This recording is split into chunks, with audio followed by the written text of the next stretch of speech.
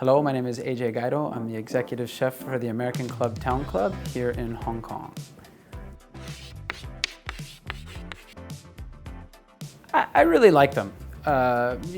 Coming from a large country like the US, we really have a multitude of climates and regions where we're able to grow and produce different things.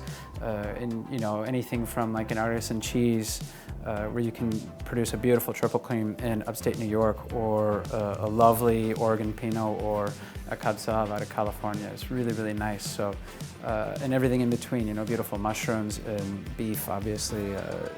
There's plenty that you can enjoy from across the country.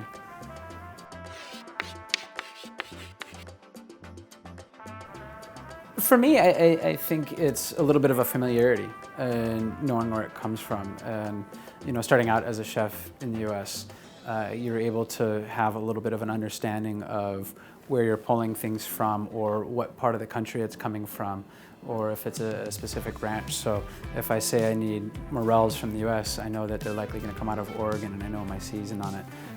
If I want peaky toe crab, I know that they're going to come out of the Pacific Northwest, and things like that. I'm sorry, the Northeast, and or beautiful lobsters. I know where I'm pulling them from. Whereas other parts of the world, I might know what country it's coming from, but that's often the extent of it. And so to have a little bit more of a closer knowledge and that tie is what's really kind of important.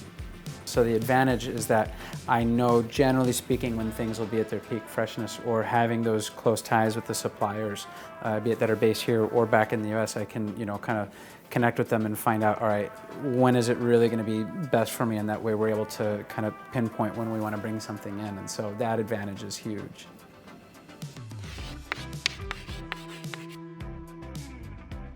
So I've definitely seen the return of fourth meal coming again, which was a big thing in Hong Kong several years ago. And you see that especially in the warmer months, when it's very hot and humid and nobody wants to go eat because it's just too hot and gross, or they'll have something and then they'll go eat later when it's kind of cooled off later on at night.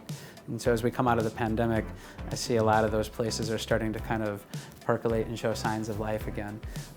And then another big one is still like the amount of beef that is consumed in this city is just staggering. And here internally you see another term that's often used as like that revenge spending, and I don't think we necessarily see that here, but now that people are able to gather again. And so, we've added on, we call it the feast, and it's like a big tomahawk roast with bone marrow and lobster. And so, that's one where everybody can kind of gather and they're having, that big meal. And so that's one that's probably been popular, but you see around town too, the larger format cuts, or live king crabs, things like that. You see people kind of wanting to get together and have that bond, especially it's our human nature to interact. And so when that's been a challenge to be in groups that are too big, getting back into that's kind of one of the main things that I've observed.